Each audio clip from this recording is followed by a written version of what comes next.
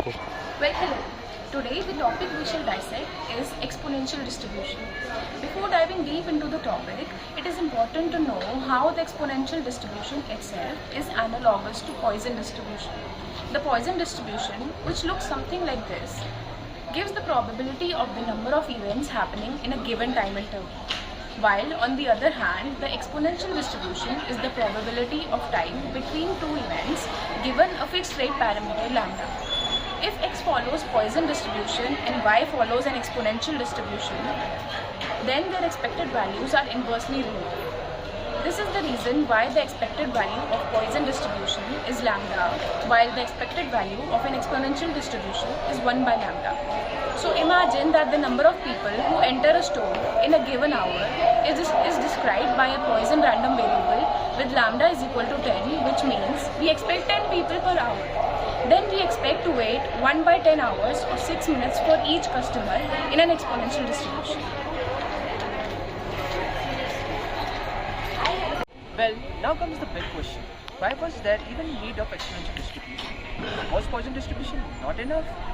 Well, we should note that Poisson distribution helps us only to find the number of times an event happen in a unit time period. Many of the time, that is not an optimal information for us. We need to find the waiting time until the next event takes place. The first little example is when you have to model a schedule for bus or train that optimizes the time that the passengers wait on the station when you are running late for your class in the morning and you are waiting for bus on the Portofino. You will need to find and get an idea how many more minutes you should wait until the next bus arrives.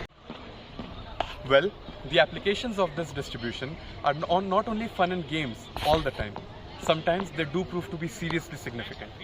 The example we shall consider for this is that of the predicting time until the next earthquake arrives.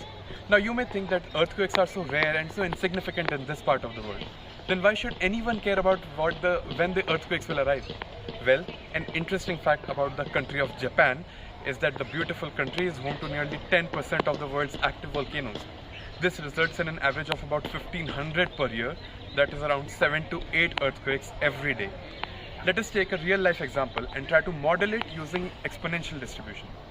Suppose an earthquake occurs every 400 days in a certain region. On an average, after an earthquake occurs, we need to find the probability that it will take more than 500 days for the next earthquake to occur. In this case, our lambda will be the number of earthquakes occurring per day, which is 0.0025. Now using the cumulative distribution function of the exponential distribution and substituting the values of the facts that we know, we get something like this. Further, solving this shall give us the final probability of 28.65%. This proves to be a huge deal in the field of disaster and resources management. Do you understand now how significant that probability class is?